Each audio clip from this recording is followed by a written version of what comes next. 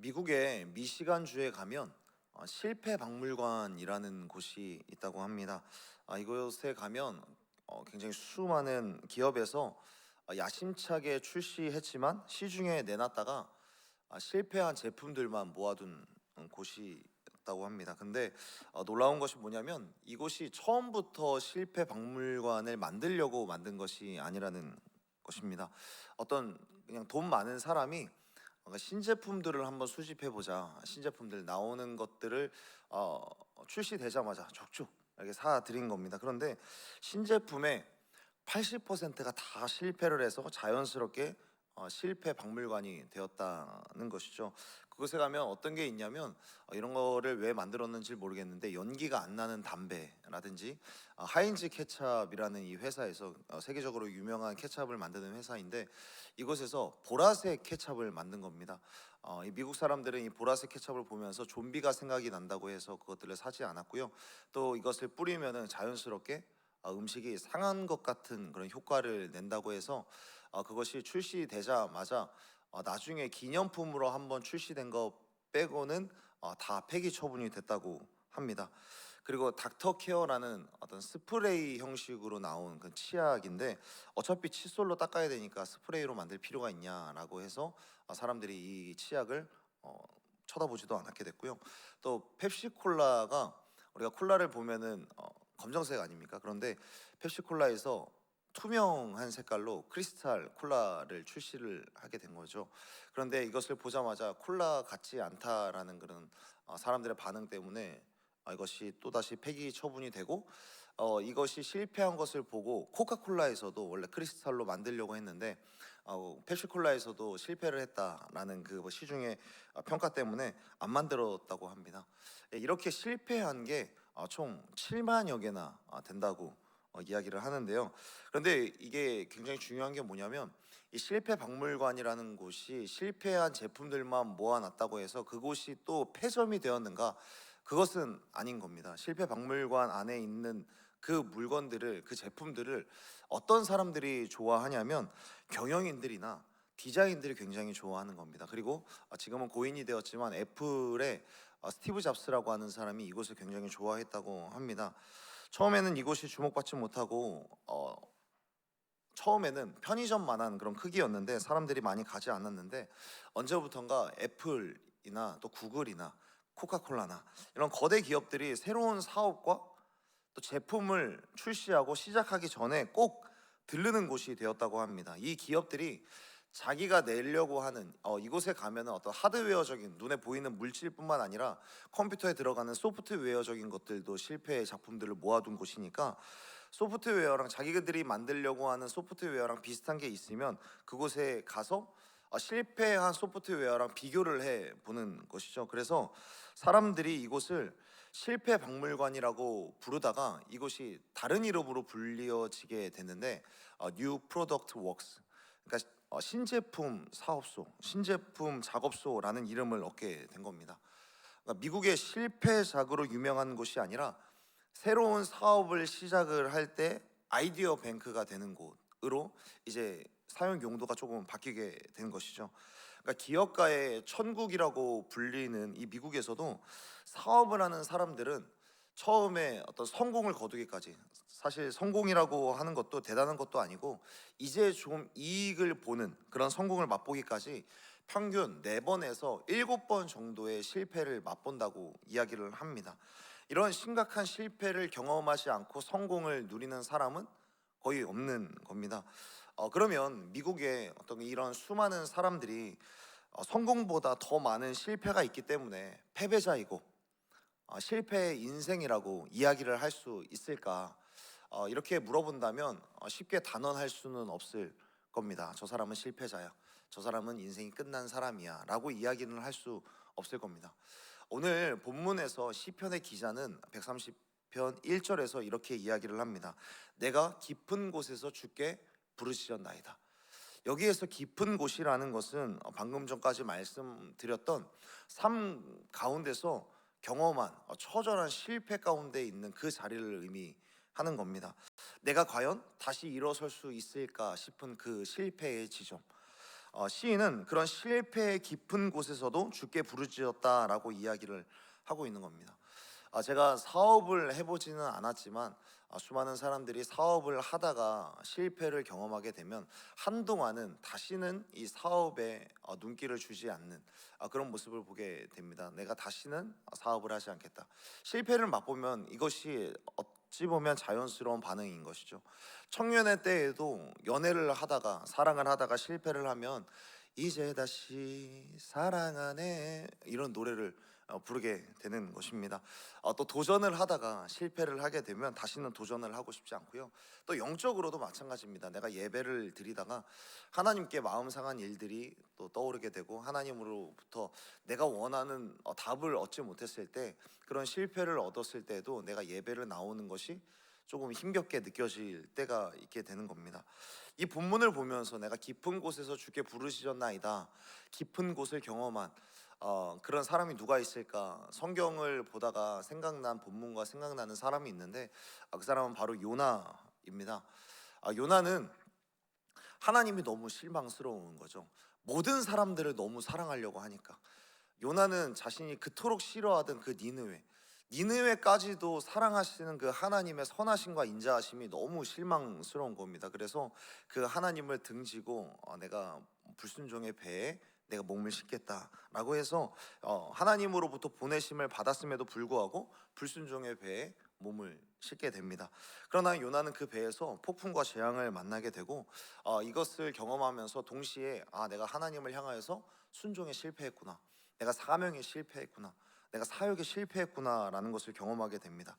그래서 요나는 바닷가에 던져달라고 하는, 그 사람들에게 나를 바닷가에다가 던져주십시오, 이것은 하나님께서 나를 살려주시겠다라는 것까지 기대했던 것이 아니라 그냥 자신의 생을 포기하고 싶었던 그런 마음에 자신의 몸을 바다에 던졌던 것입니다. 깊은 곳으로서의 추락을 경험하게 되는 그 요나, 순종의 실패를, 그리고 사역의 실패를, 사명의 실패를 경험한 이 요나는 결국에 자신의 인생까지도 포기하는 패배의 자리로 내려가게 되는 것이죠. 그렇기 때문에 우리들이 이런 요나의 모습을 보면서 평소에는 내가 깊은 곳에 추락을 해도 내가 하나님을 향하여서 부르짖을 수 있어야지라고 하지만, 실제로 우리가 깊은 곳을 경험하게 되면은 어저께 우리 이만식 목사님께서 정말 힘든 상황, 고난 중에서도 내가 기도할 수 있을까? 오히려 기도하자라고 이야기하는 사람의 입을 내가 닫고 싶다라고 이야기를 했던 것이 정말 우리의 인생에서 일어나는 것이죠. 깊은 곳에서 기도해야지라고 평소에는 마음 먹다가도 과연 우리들이 그렇게 부르짖을 수 있는가? 그러니까 쉽지 않는 건 너무 맞는 것 같아요. 쉽지 않습니다. 그러나 오늘 이 본문을 보아도 그렇고 요나라는 인생을 살펴보아도 우리 가운데 하시는 말씀이 무엇인가? 요나도 사실 그럴 수 없을 것 같은데 하나님께서 바닷속에 빠져있는 요나를 위해서 큰 물고기를 준비하시고 요나는 그 안에 들어가서 기도하는 모습을 보게 되는 거죠. 요나 2장의 말씀에 보면은 요나가 그 큰 물고기 안에서 기도하는 장면을 보게 됩니다. 그리고 오늘 본문 시편의 기자도 깊은 곳에서 이 실패의 밑바닥을 경험했어도 뭐라고 이야기를 하는가? 기도했다, 하나님께 부르짖었다라고 이야기를 하는 것입니다. 이 한 절의 말씀을 통하여서 우리들은 이 한 가지를 배우는 거예요. 나는 할 수 없을 것 같은데 우리 하나님은 어떤 상황 속에서도 우리 가운데서 마지막까지 기도할 힘만큼은 가져가시지 않는다라는 거예요. 아무리 깊은 실패의 밑바닥을 경험했어도 하나님께서는 우리 가운데 기도할 힘만큼은 남겨두셔서 기도할 수 있도록 우리 가운데 힘을 계속해서 부어주신다라는 겁니다. 사랑하는 여러분, 우리의 감정은 바닥이 날 수 있을 것 같습니다. 상황도 어려울 수 있을 것 같고요. 갖가지 실패가 우리의 모든 의지를 다 가져가는 것만 같은, 마음이 괴로울 수도 있고요. 또 관계가 파괴가 되어서 내 마음의 감수성의 우물이 다 메말랐을 수도 있을 것 같습니다. 그럼에도 우리 하나님께서는 우리 가운데 부르짖을 힘, 기도할 힘만큼은 남겨두신다라는 것을 꼭 믿게 되는 저와 여러분이 되기를 예수님의 이름으로 축복합니다. 하나님은 아직 저와 여러분에게 기도할 수 있는 힘만큼은 남겨두시는 줄로 믿습니다. 내가 토라지고 힘들고 삐질 수는 있죠. 그러나 그럼에도 불구하고 하나님을 향하여서 예배의 장소로 나온 사람이라면, 최소한 한 가지의 힘, 기도하는 힘을 남겨두시고 이 기도하는 힘으로부터 우리의 인생이 새롭게 될 줄로 믿습니다. 오늘 시편의 기자도 이렇게 기도를 하는 것이죠. 하나님께서 남겨주신 최소한의 기도할 힘, 그 기도할 힘으로 하나님께 부르시게 되는데, 그런데 여기에서 또 한 가지 중요한 것이 있습니다.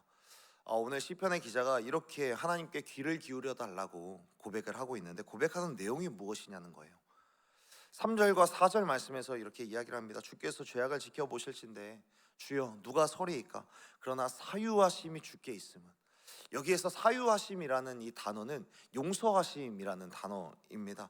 용서하심은 우리를 용서하시는, 우리의 모든 죄악에서 용서하시는 이는 오직 주님밖에 없습니다 라는 것을 이야기합니다.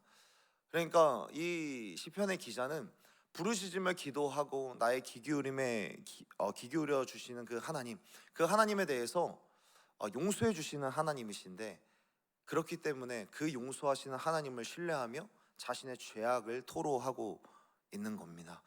여러분, 범죄 심리학자들은요, 모든 범죄의 뿌리를 거짓말에 두게 됩니다. 거짓말이라는 것, 또 거짓된 마음이라는 것은 성경에서 사단의 본성이라고 이야기를 하고요, 거짓된 마음은 하나님과 우리 사이에 거대한 장벽을 세우는 시작이라고 성경은 우리 가운데 이야기를 합니다. 시편의 기자는 깊은 곳에서 부르짖었다라고 이야기한 이후에 먼저 자신의 죄악에 대하여서 이야기를 하고 자신의 영혼의 상태에 대해서 정직하게 이야기를 하고 있습니다. 자신의 죄악에 대해서 부정하지도 않고요, 실패를 부정하지도 않고 다른 사람을 탓하지도 않고 어떤 위선이나 연기로 자신의 죄악에 대하여서 외면하고 또 핑계거리나 변명거리로 삼지 않는 모습을 우리 가운데 보여주고 있는 겁니다. 진실하게 자신의 영혼의 상태를 하나님 앞에서 회개하고 있는 것이죠. 사랑하는 여러분, 시편의 기자는 기도하는 힘만 잃은 것이 아니라 자신의 죄악을 인정하는 정직한 성품, 그것을 가지고 하나님 앞에 나아가고 있는 것입니다. 여러분, 하나님 앞에 섰을 때 너무 당연한 것이지만 우리들은 하나님의 속량하시는 그 은혜를 힘입어서 죄악을 인정할 수 있어야 하는 겁니다. 자신의 죄악을 인정할 때, 자신의 죄를 겸허하게 인정할 때 우리 가운데 회복이 시작되는 줄로 믿습니다. 다윗 역시 다윗이 저지른 그런 범죄, 밧세바를 겁탈하고 자신의 충성스러운 부하까지 죽였었던 그 끔찍한 범죄에서 수많은 그런 심판의 결과를 맞아들이게 되고요, 또 왕의 자리에서 쫓겨나는 그런 신세까지 되게 됩니다. 그리고 그가 모든 고난과 어려움들을 겪게 되지만 그 속에서 하나님 앞에 기도를 하는데, 기도할 때 내 고난을 좀 감하여 주십시오 라고 기도하는 것이 아니라 정직한 영을 새롭게 해달라고 기도를 하는 겁니다. 하나님 앞에서 거룩함에 그리고 또 순결함에 실패한 자기 자신에 대한 정확한 진단을 하나님 앞에 보여주고 있는 것이죠. 그리고 자신의 죄성을 정확하게 보게 해달라고 하나님 앞에 기도를 하게 됩니다. 성경에 보면 예수님 앞에서 치료를 받았던 수많은 병자들의 공통점이 있는데, 그 공통점은 뭐냐면 자신의 질병과 아픔에 대하여서 솔직하게 이야기를 한다는 거예요. 진실하게 고백을 한다는 것이죠. 진실한 고백, 진실한 영혼의 고백과 하늘로부터 주어지는 그 믿음은 연결되어 있는 겁니다. 죄에 대한 정직한 마음은 하나님의 은혜와 또 하나님께서 주시는 믿음을 담는 그릇이 된다라는 것이죠. 통증을 시인할 때 여러분, 우리들이 치료받을 수 있는 것이고요, 우리들의 무지를 인정할 때 우리들은 배울 수 있는 겁니다. 또 하나님 앞에서 우리들의 실패와 죄를 인정할 때 회복이 있는 줄로 믿습니다. 그렇기 때문에 하나님 앞에서 우리들은 언제나 정직한 성품으로, 정직한 영으로 우리들을 새롭게 해주시고 우리들의 영혼을 내가 제대로 볼 수 있고 나의 상태를 하나님 앞에 진실하게 고백하기를 원합니다 라고 우리들은 마지막 남겨놓은 힘으로 주님 앞에 기도할 수 있어야 한다라는 것이죠. 사랑하는 여러분, 말씀을 정리하겠습니다. 시편의 이 기자는 자신의 깊은 곳, 기도할 수 없는 중에도 부르짖었다라고 이야기를 합니다. 그러나 영적인 실패를 겪고 자신의 죄악을 마주했을 때 기도할 수 있는 것은 쉽게 가능한 것이 아닙니다. 그럼에도 시편의 기자처럼 기도할 수 있는 이유는 무엇인가? 하나님께서는 마지막까지 우리들 가운데 기도할 힘만큼은 남겨두시기 때문에 우리들은 기도할 수 있으리라 믿습니다. 어려운 중에도 주께 기도할 힘 가지고 나와서 기도의 자리로 나와서 기도할 수 있는 저와 여러분이 되기를 예수님의 이름으로 축복합니다. 그렇게 기도할 때마다 여러분 자신의 마음을 알게 되는, 또 영혼의 상태를 직면하게 되는, 정직한 영이 새롭게 되는 역사가 있게 되기를 예수님의 이름으로 축복합니다. 그렇게 한다면 우리가 인생 가운데서 실패한 것 같고 또 침체한 것 같아도 또 깊은 곳으로 추락한 것 같아도 우리는 그 실패의 절벽으로부터 암벽을 등반하듯이 등반하게 되어서 다시 한번 새로운 인생으로 나아가게 하시는 주의 은혜가 우리 가운데 충만하게 될 줄로 믿습니다. 그 주님을 신뢰함으로 끊임없이 하나님 앞에 나아가서 자신의 모습을 깨닫고 하나님께서 주시는 하늘로부터 주어지는 그 은혜를 경험하고 누리며 살아가는 저와 여러분이 되기를 예수님의 이름으로 축복합니다. 기도하겠습니다.